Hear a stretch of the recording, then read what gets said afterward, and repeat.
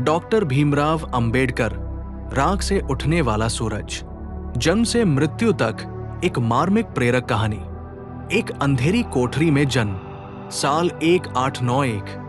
महाराज परिवार में जन्मे एक छोटे से बच्चे की पहली चीख किसी और की तरह नहीं थी। वो चीख सदियों की अन्याय को चीरती हुई निकली थी। इस बच्चे का नाम था भीमराव, लेकिन जिस समाज में वह पैदा हुए वहां उनका नाम लेने वाले लोग भी सिर झुकाकर चलते थे। स्कूल में पहुंचते ही ये बच्चा समझ गया कि दुनिया उससे प्यार नहीं करेगी, क्योंकि उसके पास जाति नाम का अपराध था।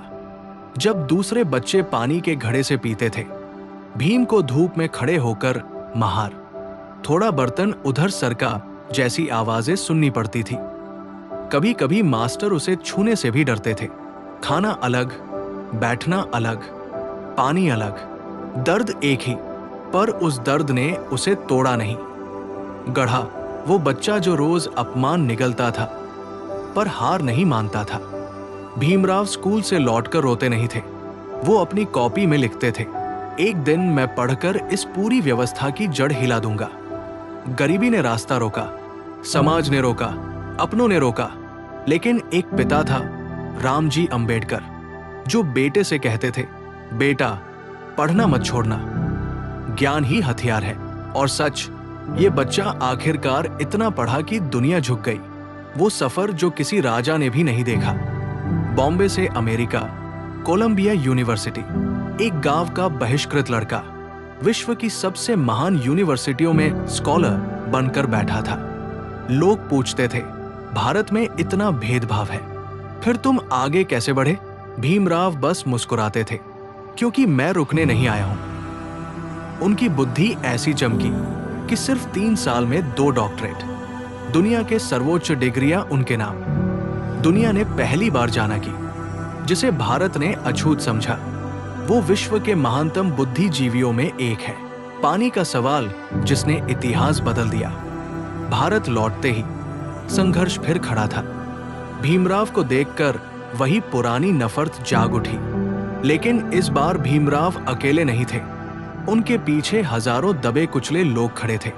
साल 1927, महाड सत्याग्रह। भीमराव ने पानी की टंकी की ओर कदम बढ़ाए। हजारों लोग रोमांच से कांप रहे थे। क्या आज हम भी पानी पी सकेंगे? अंबेडकर बोले, आज तुम पानी नहीं, अपनी इज्जत पियोगे। और उन्होंने उस टंकी का पानी पिया। यही वो पल था जब इतिहास बदल गया। मनुस्मृति दहन, सदियों की आग का बदला। एक दिन उन्होंने मनुस्मृति को जलाया, क्योंकि वो सिर्फ एक किताब नहीं थी, वो सदियों की कैद थी। और दुनिया ने पहली बार जाना, ये आदमी चुप रहने नहीं आया है, ये आदमी बदलाव लाने आया है। संविधान सभा में वो आवाज जिसने भारतीय इतिहास लिख दिया। 1947, नया भारत बन रहा था, और संविधान का मसौदा किसके कंधे पर रखा गया? इसी लड़के के, जिसे कभी स्कूल में पानी तक नहीं पीने दिया गया था। डॉक्टर अंबेडकर ने संविधान में वो लाइन लिखी जिसने करोड़ों को नया जन्म दिया। समानता सिर्फ कागज पर नहीं, हर भारतीय के दिल में लिखी जाएगी। भारत जग रहा था, और इस जागरण का चंद्रमा डॉक्टर भीमराव रामजी अंबेडकर थे। उनकी अंतिम इच्छा जाति का विनाश। अपना पूरा जीवन संघर्ष में निकालने के बाद भी उनके दिल में एक ही दर्द था, मेरे लोग आज भी टूट रहे हैं। उन्होंने धर्म परिवर्तन किया, क्योंकि वे चाहते थे लोग अपने मान व अधिकार समझें, खुद को गुलाम न समझें। समानता उनका जन्म सिद्ध अधिकार है। 6 दिसंबर 1956 एक सूरज विदा हुआ। दिल्ली में ठंडी सुबह थी। डॉक्टर अंबेडकर अपने कमरे में शांत पड़े थे। सांसें थम चुकी थी, लेकिन संघर्ष की मशाल हमेशा के लिए जल चुकी थी। उनके अंतिम शब्द इतिहास में दर्ज हैं। मेरे जीवन की कहानी यही है, मैंने कभी हार नहीं मानी। एक ऐसा बच्चा जिसे स्कूल में बैठने नहीं दिया गया, आज उसी ने भारत का संविधान लिखा।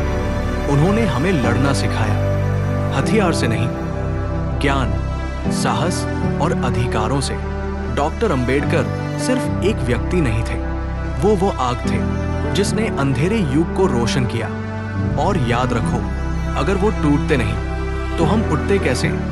धन्यवाद।